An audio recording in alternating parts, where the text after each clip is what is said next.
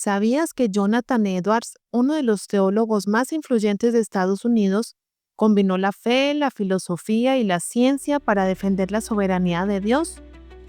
En este episodio de La Palabra de Vida exploramos su vida, sus luchas y su legado.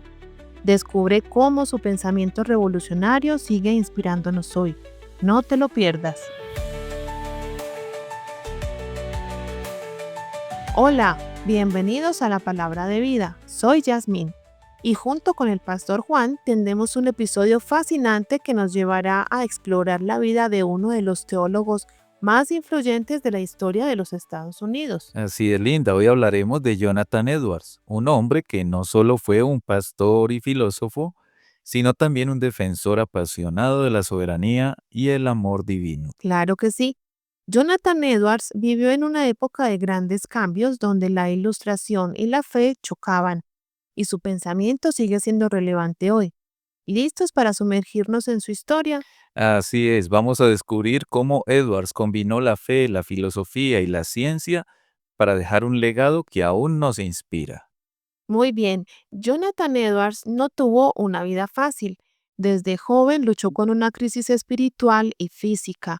¿Podrías contarnos algo más sobre esto, cariño? Claro, Linda. Jonathan Edwards nació el 5 de octubre de 1703 en Windsor, Connecticut, en una familia profundamente religiosa. Su padre, Timothy, y su abuelo, Solomon, eran ministros puritanos, así que la fe siempre estuvo presente en su vida. Vaya, ya desde pequeño estaba rodeado de un ambiente espiritual muy fuerte. Sí, así es. Edwards fue un niño además prodigio. A los 13 años ingresó a la universidad donde estudió filosofía, idiomas y lógica. Allí se encontró con las ideas de la Ilustración, como las de John Locke e Isaac Newton, que lo impactaron profundamente. Ajá. ¿Y cómo fue que llegó a su experiencia de conversión? En el año de 1721, Edwards tuvo una lucha interna con el pecado sexual, algo que lo llevó a una profunda crisis espiritual. Fue entonces cuando experimentó una conversión que transformó su vida. Esta experiencia lo llevó a escribir sus famosas resoluciones, Ajá. un diario donde reflexionaba sobre su fe y su relación con Dios. Qué interesante. Y a partir de ahí comenzó a desarrollar su Mm. pensamiento teológico, ¿no? Así fue. Edwards creía que la gloria de Dios se manifestaba en la armonía, belleza y orden del mundo natural. Aunque rechazó gran parte de la filosofía mecánica de su época, argumentó que Dios es la base de todo ser y que mantiene unido el universo, incluso hasta sus átomos. ¿Qué podemos aprender de esta lucha interna de Jonathan Edwards? Ujú. Que a veces nuestras batallas más difíciles pueden llevarnos a una relación más profunda con Dios. Edwards nos muestra que la fe no es solo un sentimiento, sino una convicción que transforma nuestra vida.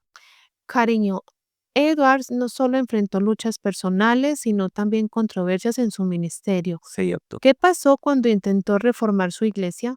Bueno, Edwards comenzó su ministerio en 1722 como pastor en una iglesia presbiteriana en Nueva York. Ajá, Allí empezó a escribir sus misceláneas, una serie de reflexiones teológicas que también sirven como una especie de autobiografía.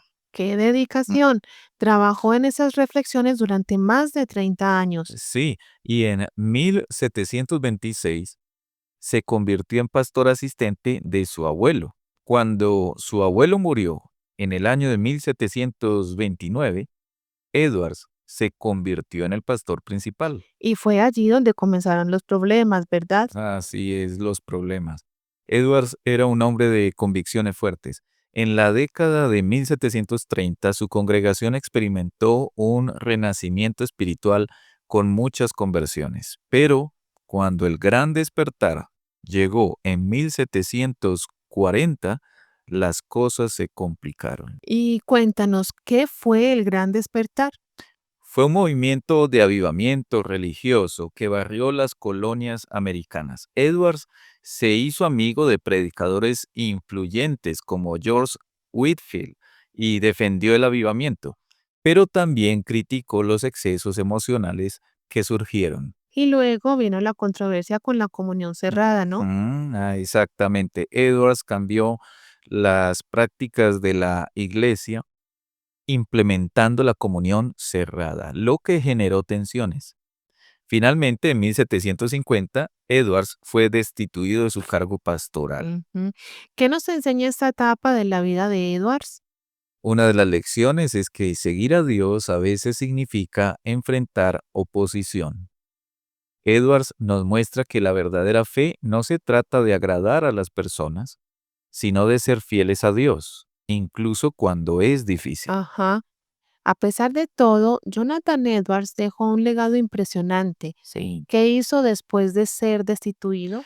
Ya en el año de 1751, se mudó a una ciudad donde él pastoreó una congregación y retomó sus estudios. Fue muy productivo y escribió tratados importantes como La libertad de la voluntad, donde argumentó que Dios es soberano sobre todas las cosas. ¡Qué increíble! Jonathan Edwards no se rindió, sino que siguió sirviendo a Dios. Así es. Y también trabajó con los nativos americanos, enseñándoles sobre Dios. Aunque tenía ideas conservadoras, sin embargo, su pasión por la verdad y el amor de Dios nunca decayó. Y finalmente, en 1758, fue nombrado presidente de lo que sería Princeton, aunque murió poco después. Así es. Su legado sigue vivo hoy en día. Edwards nos recuerda que la verdadera religión se trata de afectos santos, de un amor profundo por Dios y por los demás. Amén.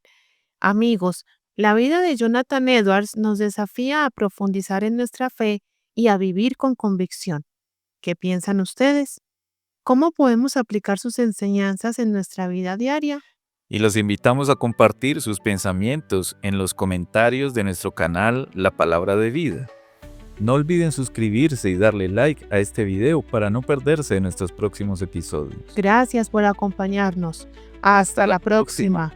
Y recuerden, la fe no es solo un sentimiento, es una convicción que transforma vidas.